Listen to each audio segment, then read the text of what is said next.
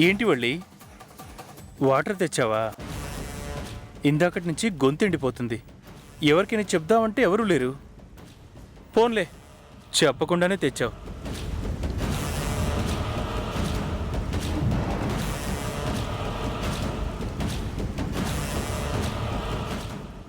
తారాగారు ఏమైనట్టు? ఈయన గురించి ఏదో చెప్పాలనుకున్నారే, ఇంతలోనే ఈయన ఎప్పుడొచ్చారు? ఆవిడెక్కడికి వెళ్ళింది? వెళ్ళిందా? ఇతనే ఏమైనా చేశాడా?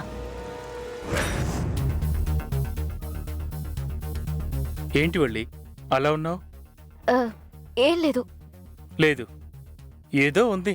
నేను వెళ్ళాలి.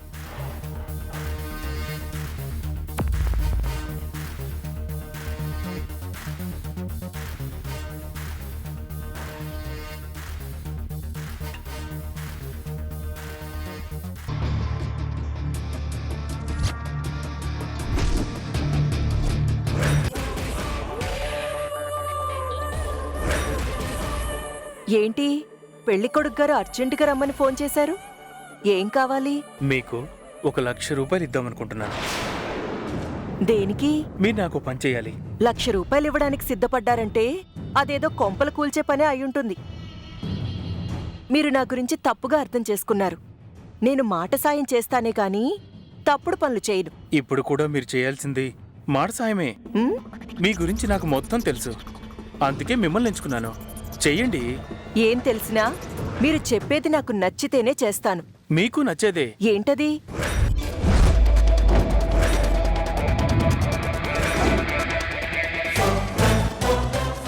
మీరు చేయాల్సింది ఇదే. చేస్తారుగా? ఎలా చేస్తాన్రా? నువ్వు చెప్పింది చేస్తే నీకు త్రిపురతో పెళ్ళవుతుందే కాని నా కోరిక నెరవేరదుగా.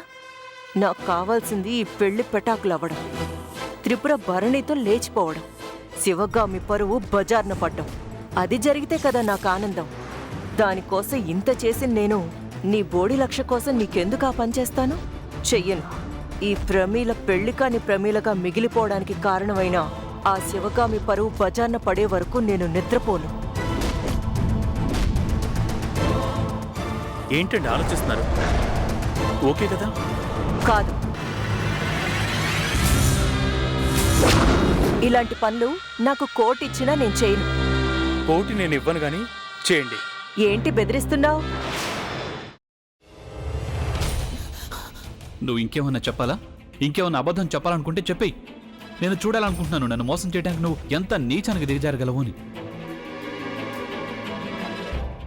ఎందుకు ఆలియా, ఎందుకు నువ్వు ఇలా చేసావు? నీకు తెలుసు కదా నానమ్మ తర్వాత నీ ఒక్కదానిని కదా నేను పూర్తిగా నమ్మేది. ఏమన్నావు నువ్వు? ఈ మధ్య అన్నిటినీ మర్చిపోతున్నావా?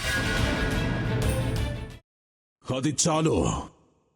వాటిలో ఉన్న శక్తి విషయాన్ని గ్రహించి మనకు వివరిస్తాయి.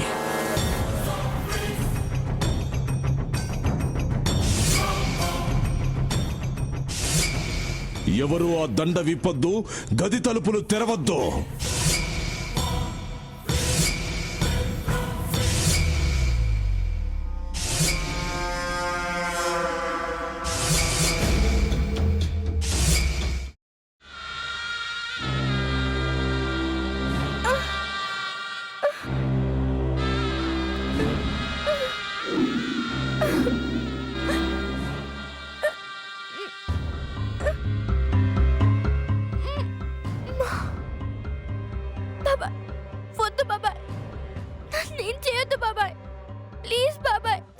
నీకు నిజం తెలిసినప్పుడే నా ఆలోచనలో నువ్వు చచ్చిపోయావు.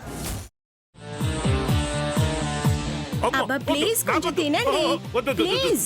భీమారావు గారు మీరా? ఇగో మీరా కాదు సక్కుబాయ్. అవును, మీ పనామే లేచిపోయిందని చెప్పి కంప్లైంట్ ఇచ్చినావు కదా. రేయ్, ఆయన కంప్లైంట్ ఇచ్చింది లేచిపోయిందని కాదు, కనిపించడం లేదు అని. అట్లానా? సరే మేడం. ఇడియట్. ఆ వంట మనిషి పేరేంటన్నారు? రత్తాలు మేడం. ఏం పెద్ద మంచి, నీ వంట మంచిని కూడా మేడం అని పిలుస్తావా? రేయ్ హాఫ్ బ్రెయిన్,